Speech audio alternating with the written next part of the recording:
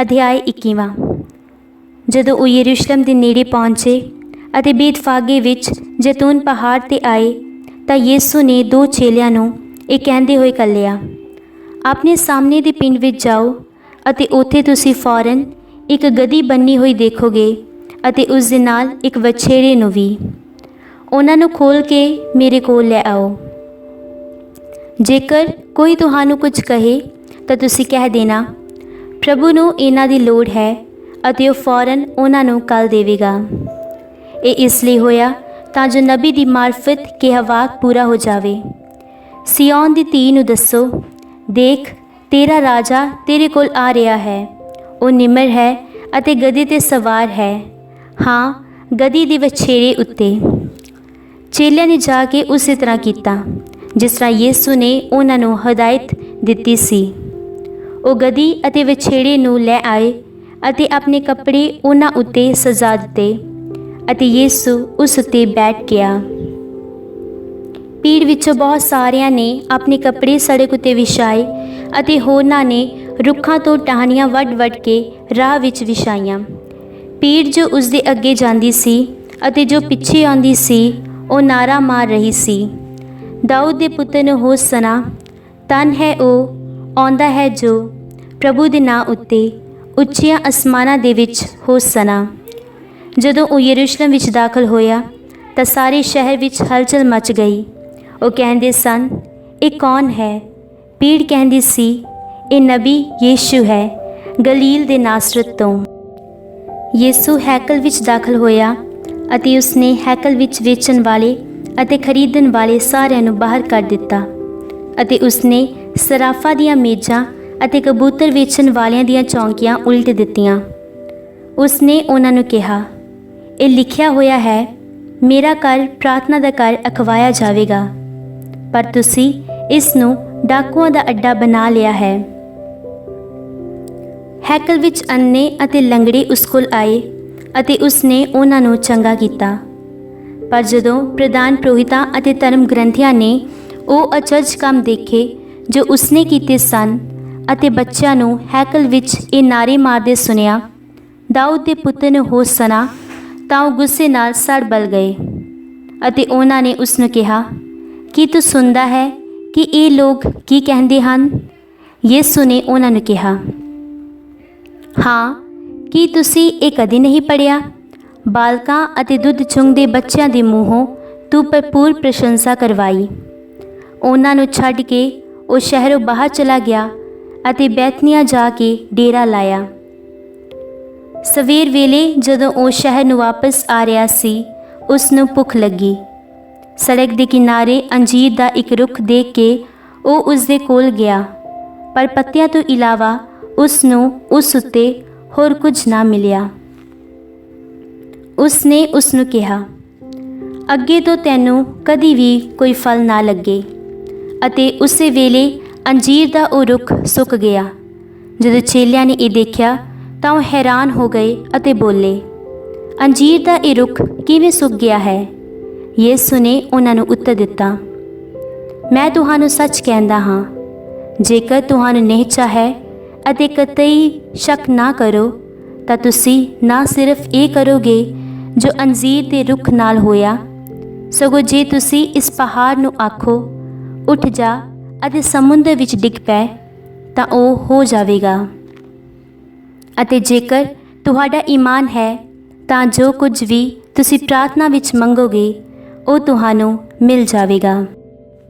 ਜਦੋਂ ਉਹ ਹੈਕਲ ਵਿੱਚ ਦਾਖਲ ਹੋਇਆ ਅਤੇ ਸਿੱਖਿਆ ਦੇ ਰਿਹਾ ਸੀ ਤਾਂ ਪ੍ਰਧਾਨ ਪੁਰੋਹਿਤ ਅਤੇ ਲੋਕਾਂ ਦੇ ਨੇਤਾ ਉਸ ਕੋਲ ਆ ਕੇ ਪੁੱਛਣ ਲੱਗੇ, ਤੁਸੀਂ ਕਿਸ ਅਧਿਕਾਰ ਨਾਲ ਇਹ ਸਭ ਕਰ ਰਹੇ ਹੋ ਅਤੇ ਕਿਸ ਨੇ ਤੁਹਾਨੂੰ ਇਹ ਅਧਿਕਾਰ ਦਿੱਤਾ ਹੈ?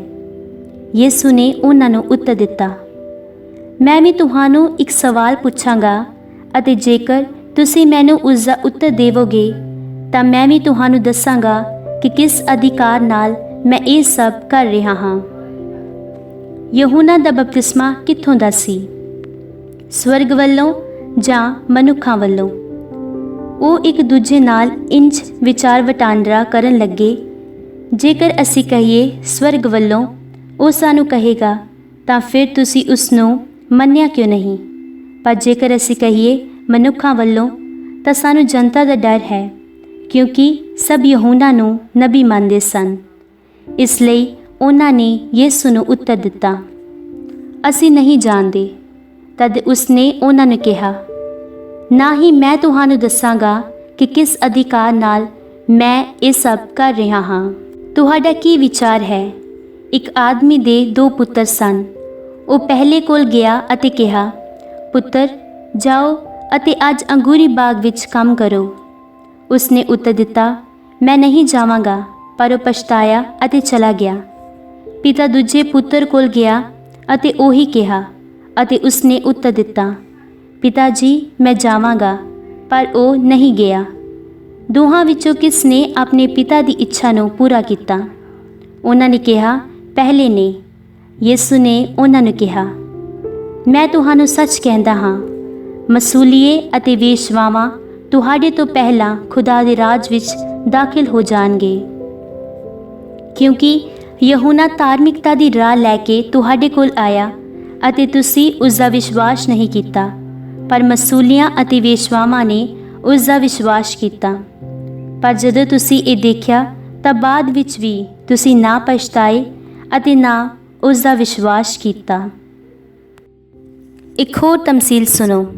ਇੱਕ ਜ਼ਿਮੀਂਦਾਰ ਸੀ ਜਿਸ ਨੇ ਇੱਕ ਅੰਗੂਰੀ ਬਾਗ ਲਗਾਇਆ ਅਤੇ ਉਸ ਦੇ ਚਾਰੇ ਪਾਸੇ ਵਾੜ ਲਾਈ ਅਤੇ ਉਸ ਵਿੱਚ ਇੱਕ ਅੰਗੂਰੀ ਕੋਲੂ ਲਾਇਆ ਅਤੇ ਇੱਕ ਬੁਰਜ ਵੀ ਬਣਾਇਆ ਅਤੇ ਫਿਰ ਮੁਜ਼ਾਰਿਆਂ ਨੂੰ ਠੇਕੇ 'ਤੇ ਦੇ ਕੇ ਆਪ ਕਿਸੇ ਦੂਜੇ ਦੇਸ਼ ਨੂੰ ਚਲਾ ਗਿਆ। ਜਦੋਂ ਫਲਾਂ ਦੀ ਰੁੱਤ ਨੇੜੇ ਆਈ ਤਾਂ ਉਸਨੇ ਆਪਣੇ ਨੌਕਰਾਂ ਨੂੰ ਮੁਜ਼ਾਰਿਆਂ ਕੋਲ ਫਸਲ ਲੈਣ ਲਈ ਘੱਲਿਆ। ਪਰ ਮੁਜ਼ਾਰਿਆਂ ਨੇ ਨੌਕਰਾਂ ਨੂੰ ਫੜ ਕੇ ਉਹਨਾਂ ਵਿੱਚੋਂ ਕਿਸੇ ਨੂੰ ਮਾਰਿਆ ਕੁੱਟਿਆ, ਕਿਸੇ ਨੂੰ ਕਤਲ ਕਰ ਦਿੱਤਾ ਅਤੇ ਕਿਸੇ ਉੱਤੇ ਪਥਰਾਓ ਕੀਤਾ। ਇਸ ਦੇ ਬਾਅਦ ਉਸਨੇ ਆਪਣੇ ਹੋਰ ਨੌਕਰ ਘੱਲੇ, ਪਹਿਲਾਂ ਨਾਲੋਂ ਬਹੁਤੇ, ਅਤੇ ਮੁਜ਼ਾਰਿਆਂ ਨੇ ਉਹਨਾਂ ਨਾਲ ਵੀ ਉਹੀ ਸਲੂਕ ਕੀਤਾ। ਬਾਅਦ ਵਿੱਚ ਉਸਨੇ ਆਪਣੇ ਪੁੱਤਰ ਨੂੰ ਉਹਨਾਂ ਦੇ ਕੋਲ ਘੱਲਿਆ, ਇਹ ਕਹਿੰਦੇ ਹੋਏ, ਉਹ ਮੇਰੇ ਪੁੱਤਰ ਦਾ ਲਿਹਾਜ਼ ਕਰਨਗੇ। ਪਰ ਜਦੋਂ ਮੁਜ਼ਾਰਿਆਂ ਨੇ ਪੁੱਤਰ ਨੂੰ ਆਉਂਦੇ ਵੇਖਿਆ ਤਾਂ ਉਹਨਾਂ ਨੇ ਆਪੋ ਵਿੱਚ ਕਿਹਾ, ਇਹੀ ਵਾਰਿਸ ਹੈ, ਆਓ ਅਸੀਂ ਇਸ ਦਾ ਕਤਲ ਕਰ ਦਈਏ ਅਤੇ ਇਸ ਦੀ ਵਿਰਾਸਤ ਹਥਿਆ ਲਈਏ। ਉਹਨਾਂ ਨੇ ਉਸ ਨੂੰ ਫੜ ਕੇ ਅੰਗੂਰੀ ਬਾਗੋਂ ਬਾਹਰ ਕੱਢ ਦਿੱਤਾ ਅਤੇ ਉਸ ਦਾ ਕਤਲ ਕਰ ਦਿੱਤਾ। ਇਸ ਲਈ ਜਦੋਂ ਅੰਗੂਰੀ ਬਾਗ ਦਾ ਮਾਲਿਕ ਆਵੇਗਾ ਤਾਂ ਉਹਨਾਂ ਮੁਜ਼ਾਰਿਆਂ ਨਾਲ ਕੀ ਕਰੇਗਾ? ਉਹਨਾਂ ਕਿਹਾ, ਉਹ ਉਹਨਾਂ ਦੁਸ਼ਟਾਂ ਦਾ ਤਸੀਹੇ ਦੇ ਦੇ ਕੇ ਕਤਲ ਕਰੇਗਾ ਅਤੇ ਅੰਗੂਰੀ ਬਾਗ ਹੋਰ ਦੂਜੇ ਮੁਜ਼ਾਰਿਆਂ ਨੂੰ ਦੇ ਦੇਵੇਗਾ ਜੋ ਵੇਲੇ ਸਿਰ ਉਸ ਨੂੰ ਫਲ ਦੇਣਗੇ। ਯਿਸੂ ਨੇ ਉਹਨਾਂ ਨੂੰ ਕਿਹਾ, ਕੀ ਤੁਸੀਂ ਪਵਿੱਤਰ ਲਿਖਤਾਂ ਵਿੱਚ ਇਹ ਕਦੇ ਨਹੀਂ ਪੜ੍ਹਿਆ? ਜੋ ਪੱਥਰ ਰਾਜ ਮਿਸਤਰੀਆਂ ਨੇ ਰੱਦ ਕਰ ਦਿੱਤਾ ਸੀ, ਉਹੀ ਕੋਨੇ ਦੇ ਸਿਰੇ ਦਾ ਪੱਥਰ ਬਣਿਆ। ਇਹ ਪ੍ਰਭੂ ਦਾ ਕਰਮ ਹੈ ਅਤੇ ਇਹ ਸਾਡੀ ਨਜ਼ਰ ਵਿੱਚ ਅਚਰਜ ਹੈ। ਇਸ ਲਈ ਮੈਂ ਤੁਹਾਨੂੰ ਕਹਿੰਦਾ ਹਾਂ, ਖੁਦਾ ਦਾ ਰਾਜ ਤੁਹਾਥੋਂ ਲੈ ਲਿਆ ਜਾਵੇਗਾ ਅਤੇ ਅਜਿਹੀ ਕੌਮ ਨੂੰ ਦਿੱਤਾ ਜਾਵੇਗਾ ਜੋ ਇਸ ਦਾ ਫਲ ਪੈਦਾ ਕਰੇਗੀ। ਜੋ ਇਸ ਪੱਥਰ ਉੱਤੇ ਡਿੱਗਦਾ ਹੈ ਉਹ ਚੂਰ ਚੂਰ ਹੋ ਜਾਵੇਗਾ, ਪਰ ਜਦੋਂ ਇਹ ਕਿਸੇ ਉੱਤੇ ਡਿੱਗਦਾ ਹੈ ਤਾਂ ਇਹ ਉਸ ਨੂੰ ਮਿੱਧ ਦੇਵੇਗਾ। ਜਦੋਂ ਪ੍ਰਧਾਨ ਪੁਰੋਹਿਤਾਂ ਅਤੇ ਫਰੀਸੀਆਂ ਨੇ ਉਸ ਦੀਆਂ ਤਮਸੀਲਾਂ ਸੁਣੀਆਂ ਤਾਂ ਉਹ ਸਮਝ ਗਏ ਕਿ ਉਹ ਉਹਨਾਂ ਨੂੰ ਲਾ ਕੇ ਗੱਲਾਂ ਕਰ ਰਿਹਾ ਹੈ।